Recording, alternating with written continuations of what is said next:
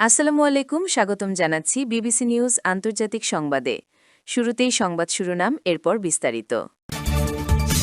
Iran যুদ্ধে অংশ নিতে রওনা দিয়েছে ২৫০০ মার্কিন স্থলসেনা। ইসরায়েলকে হিজবুল্লাহর হুঁশিয়ারি। যুদ্ধবিরতির চেয়ে দীর্ঘ যুদ্ধকেই কি সুবিধাজনক মনে করছে ইরান? উত্তর কোরিয়া অজানা ক্ষেপণাস্ত্র ছুড়েছে, বলল দক্ষিণ কোরিয়া। দর্শক, এতক্ষণ শুনছিলেন সংবাদ শিরোনাম। এখন বিস্তারিত। আপনি যদি ইসরায়েলের ধ্বংস চান এবং মুসলিমদের পাশে থাকেন, তাহলে ভিডিওতে লাইক করে চ্যানেলটি অবশ্যই সাবস্ক্রাইব করে দিবেন এবং আপনার মূল্যবান মতামত অবশ্যই কমেন্টে লিখে জানিয়ে দিবেন। এখন বিস্তারিত। ইরান যুদ্ধে অংশ নিতে রওনা দিয়েছে ২৫০০ মার্কিন স্থলসেনা। ইরান সঙ্গে যুক্তরাষ্ট্র ইসরায়েলের সংঘাতের প্রেক্ষাপটে মধ্যপ্রাচ্যে প্রথমবারের মতো স্থলবাহিনী মোতায়েন করতে যাচ্ছে যুক্তরাষ্ট্র। মার্কিন সামরিক প্রশাসনের সিদ্ধান্তে জাপানের ওকিনাওয়া বন্দর থেকে ৩১তম মেরিন এক্সপিডিশনাল ইউনিটের ২৫০০ জন সদস্য ইতিমধ্যে যাত্রা শুরু করেছেন। এই বিশাল বাহিনীটি উভচর আক্রমণকারী জাহাজ ইউএসএস ত্রিপোলির মাধ্যমে নির্দিষ্ট যুদ্ধক্ষেত্রে পৌঁছাবে। সামরিক বিশেষজ্ঞরা এই পদক্ষেপকে চলমান যুদ্ধের একটি গুরুত্বপূর্ণ মোড় হিসেবে দেখছেন। যদিও মেরিন সেনারা সাধারণত সমুদ্র এবং স্থল উভয় ক্ষেত্রেই কাজ করে, তবে এই প্রথম সুনির্দিষ্টভাবে স্থল অভিযানের উদ্দেশ্যে তাদের মোতায়েন করা হচ্ছে। ধারণা করা হচ্ছে কোনো জরুরি পরিস্থিতির মোকাবিলা করা অথবা ইরানের ভূখণ্ডের নির্দিষ্ট কোনো অংশ নিয়ন্ত্রণে নেওয়ার লক্ষ্যেই এই বাহিনীকে যুদ্ধক্ষেত্রে পাঠানো হচ্ছে। ইসরায়েলকে হিজবুল্লাহর হুঁশিয়ারি। ইসরায়েলের সঙ্গে চলমান যুদ্ধ নিয়ে লেবাননের সশস্ত্র গোষ্ঠী হিজবুল্লাহর নেতা নাইম কাসেম বলেছেন, হিজবুল্লাহ দীর্ঘমেয়াদী মোকাবিলার জন্য প্রস্তুত। টেলিভিশনে দেওয়া এক ভাষণে তিনি বলেন, ইনশাআল্লাহ যুদ্ধক্ষেত্রে তারা অর্থাৎ ইসরায়েল চমকে যাবে। তিনি আরও বলেন, শত্রুর হুমকি আমাদের ভয় দেখাতে পারবে না। কাসেম বলেন, এটি শুধু সীমিত বা সাধারণ কোনো লড়াই নয়, এটি আমাদের অস্তিত্বের লড়াই। যুদ্ধবিরতির চেয়ে দীর্ঘযুদ্ধকেই কি সুবিধাজনক মনে করছে ইরান? ইরানের ইসলামী প্রজাতন্ত্রের কর্মকর্তারা সবসময় জোর দিয়া বলেন যে দেশটি দীর্ঘমেয়াদী মুখোমুখি লড়াইয়ের জন্য প্রস্তুত এবং এই বার্তা দিয়েই তারা দীর্ঘস্থায়ী যুদ্ধের জন্য ধৈর্য ও প্রস্তুতির একটি চিত্র তুলে ধরতে চান। গত ২ মার্চ ইরানের সুপ্রিম ন্যাশনাল সিকিউরিটি কাউন্সিলের সচিব আলী লারিজানি ঘোষণা করেন যে ইরান একটি দীর্ঘ সংঘাতের জন্য প্রস্তুতি নিচ্ছে। তিনি বলেছেন, ইরান আমেরিকার মতো নয়, দীর্ঘ যুদ্ধের জন্য নিজেকে প্রস্তুত করেছে। দেশটির কর্মকর্তারা আরও বলেছেন যে আগ্রাসনের বিরুদ্ধে ইরানের প্রতিক্রিয়া নির্দিষ্ট কোনো সময়সীমায় সীমাবদ্ধ নয়, যা ইঙ্গিত করে যে সংঘাত কয়েক মাস বা তার চেয়েও দীর্ঘকাল চলতে পারে। সংসদের স্পিকার মোহাম্মদ বাকের কালিবাফ গত ৮ মার্চ বলেন, আমরা অবশ্যই যুদ্ধবিরতি চাইছি না, আমাদের আক্রমণকারীকে শাস্তি দিতেই হবে। তিনি জোর দিয়ে বলেন, দেশটি ইসরায়েলের সঙ্গে একটি অস্তিত্বগত যুদ্ধে লিপ্ত। প্রতিরক্ষা মন্ত্রণালয়ের মুখপাত্র ব্রিগেডিয়ার জেনারেল রেজা তালায়েনিকো বলেছেন, ইরান আক্রমণাত্মক প্রতিরক্ষা শত্রুর প্রত্যাশার চেয়ে বহুগুণ বেশি সময় ধরে বজায় রাখতে পারে।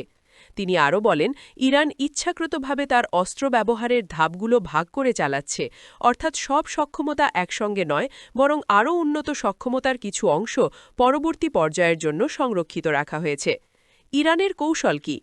কিছু বিশ্লেষক বলছেন, ইরান এমন একটি কৌশলের ওপর দাঁড়িয়ে আছে যেখানে ইরানি বাহিনী ধারাবাহিকভাবে বা ধাপে ধাপে ইসরায়েলি লক্ষ্যবস্তুতে হামলা করছে এবং ওই অঞ্চলে মার্কিন সামরিক স্বার্থের দিকে ক্ষেপণাস্ত্র ও ড্রোন নিক্ষেপ করছে।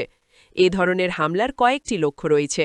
প্রথমত, এগুলো যুক্তরাষ্ট্র ও ইসরায়েলের আকাশ প্রতিরক্ষা ব্যবস্থাকে বাধ্য করে আগত ক্ষেপণাস্ত্র প্রতিহত করতে সক্রিয় হতে। পেট্রিয়ট বা থার্ডের মতো এসব ব্যবস্থা প্রযুক্তিগতভাবে উন্নত হলেও অত্যন্ত ব্যয়বহুল এবং সীমিত সংখ্যক, এবং অনেক ক্ষেত্রে প্রতিটি প্রতিরোধী ধ্বংস করা ক্ষেপণাস্ত্র বা ড্রোনের তুলনায় বেশি ব্যয়সাপেক্ষ।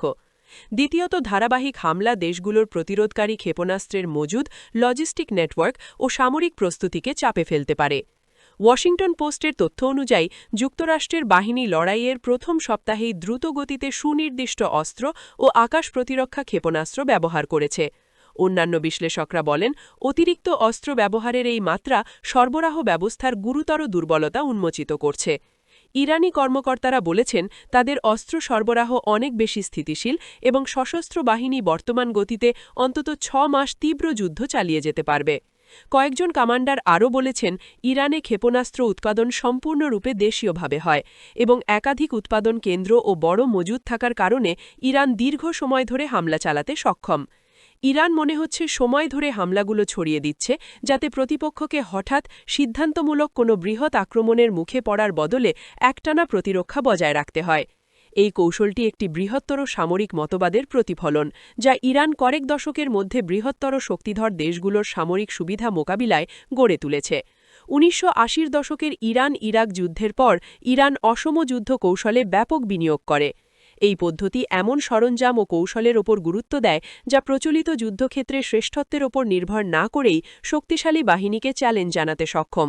লক্ষ্য সবসময় শক্তিশালী শত্রুকে সরাসরি পরাজিত করা নয়, বরং যে কোনো সামরিক সংঘাতকে ব্যয়বহুল, দীর্ঘস্থায়ী ও অনিশ্চিত করে তোলা। অর্থনৈতিক পরিণতি কি? দীর্ঘস্থায়ী সংঘাত ইরানের অভ্যন্তরে এবং বৈশ্বিকভাবে উল্লেখযোগ্য অর্থনৈতিক প্রভাব ফেলতে পারে। এই অঞ্চল থেকে জ্বালানি সরবরাহ ব্যাপকভাবে ব্যাহত হওয়ার ঝুঁকি ভোক্তা পর্যায়ে এবং ব্যবসার জন্য বৈশ্বিক মূল্যবৃদ্ধির আশঙ্কা তৈরি করছে। বিশ্বের মোট তেল সরবরাহের প্রায় 1/5 সাধারণত হরমুজ প্রণালী দিয়ে পরিবাহিত হয়। তবে যুদ্ধ শুরুর 1 সপ্তাহেরও বেশি সময় পর সরু এই জলপথে চলাচল বাস্তবে স্থবির হয়ে গেছে।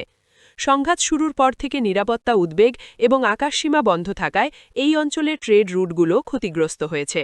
ইরানের ভেতরের অর্থনীতিও চাপের মুখে।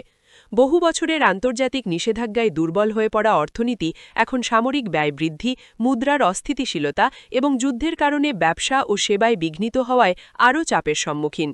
বিশ্লেষকরা সতর্ক করেছেন যে সংঘাত অব্যাহত থাকলে তা গুরুতর অর্থনৈতিক সংকোচন এবং অভ্যন্তরীণ অস্থিরতার দিকে নিয়ে যেতে পারে, যা দেশের স্থিতিশীলতাকে ঝুঁকিতে ফেলে। যুদ্ধকালীন প্রতিরক্ষা ও সমাবেশে সাধারণ মানুষের অংশগ্রহণকে ইরানি কর্তৃপক্ষ জাতীয় দায়িত্ব হিসেবে উপস্থাপন করেছে, একই সঙ্গে অভ্যন্তরীণ সমর্থন বজায় রাখতে চেষ্টা করছে। রাজনৈতিক ঝুঁকি কি? সংঘাত যত দীর্ঘায়িত হবে, সংশ্লিষ্ট সব পক্ষের জন্য রাজনৈতিক ঝুঁকিও বাড়বে। ওই অঞ্চলের দেশগুলো, বিশেষ করে পারস্য উপসাগরীয় রাষ্ট্রগুলো, বৃহত্তর যুদ্ধ ও অর্থনৈতিক অস্থিরতার সম্ভাবনা নিয়ে উদ্বেগ প্রকাশ করেছে এবং কিছু দেশ দ্বৈতিক প্রচেষ্টা পুনরায় চালুর আহ্বান জানিয়েছে। তবে ইরান বলছে তারা এসব দেশে আগ্রাসী সম্পদ ও ঘাঁটিগুলো লক্ষ্যবস্তু করছে। একই সঙ্গে চলমান সংঘাত রাজনৈতিক জোটের বিন্যাস বদলে দিতে পারে এবং প্রতিবেশী দেশগুলোকে ইরানের প্রতিপক্ষে ঠেলে দিতে পারে। ইরানের জন্য যুদ্ধ চালিয়ে যাওয়া মানে সামরিক কৌশল, অর্থনৈতিক স্থিতিশীলতা এবং অভ্যন্তরীণ স্থিতিশীলতার ভারসাম্য রক্ষা করা। এর বিপরীতে যুক্তরাষ্ট্র ও ইসরায়েলের চ্যালেঞ্জ হতে পারে ক্ষয়ক্ষতির এই লড়াই চালিয়ে যাওয়া। একদিকে সামরিক অভিযান বজায় রাখা, অন্যদিকে বৈশ্বিক আর্থিক, রাজনৈতিক ও কৌশলগত ব্যয় ম্যানেজমেন্ট করা। উত্তর কোরিয়া অজানা ক্ষেপণাস্ত্র ছুড়েছে, বলল দক্ষিণ কোরিয়া। শনিবার দক্ষিণ কোরিয়ার প্রতিরক্ষা মন্ত্রণালয় জানিয়েছে, উত্তর কোরিয়া পূর্ব দিকে অন্তত একটি অজানা ক্ষেপণাস্ত্র নিক্ষেপ করেছে। সিউলের প্রতিরক্ষা মন্ত্রণালয় বিবৃতিতে বিষয়টি নিশ্চিত করেছে, তবে বিস্তারিত কিছু জানায়নি। এই ঘটনাটি ঘটল জাপান সাগর থেকে দক্ষিণ কোরিয়ার আকাশ সুরক্ষা ব্যবস্থা মধ্যপ্রাচ্যের জন্য সরিয়ে নেওয়ার ঠিক পরেই। ইরানের হামলায় মধ্যপ্রাচ্যে যুক্তরাষ্ট্রের terminal high altitude area defence বা থার্ড নিরাপত্তা ব্যবস্থা ক্ষতিগ্রস্ত হয়। এরপর গত মঙ্গলবার দক্ষিণ কোরিয়ার উপকূলে থাকা থার্ড সরিয়ে মধ্যপ্রাচ্যে নিয়ে যাওয়ার ঘোষণা দেয় যুক্তরাষ্ট্র। এই অজানা ক্ষেপণাস্ত্র ছোড়ার ঘটনার কয়েক সপ্তাহ আগে পিয়ংইয়ং দক্ষিণ কোরিয়ার সর্বশেষ শান্তি উদ্যোগকে আনাড়ি ও প্রতারণামূলক প্রহসন বলে নাকচ করে দেয়। এই ঘোষণা আসে দক্ষিণ কোরিয়ার প্রধানমন্ত্রী কিম মিন সিয়ক বলার কয়েক ঘণ্টা পরে। তিনি জানান, মার্কিন প্রেসিডেন্ট ডোনাল্ড ট্রাম্প মনে করেন উত্তর কোরিয়ার নেতা কিম জং উনের সঙ্গে বৈঠক ভালো হবে। ওয়াশিংটনে ট্রাম্পের সঙ্গে সাক্ষাৎ করা দক্ষিণ কোরিয়ার প্রধানমন্ত্রী বলেছেন, ট্রাম্প তাকে বলেছেন কিম জং উনের সঙ্গে বৈঠক হলে ভালো হতো।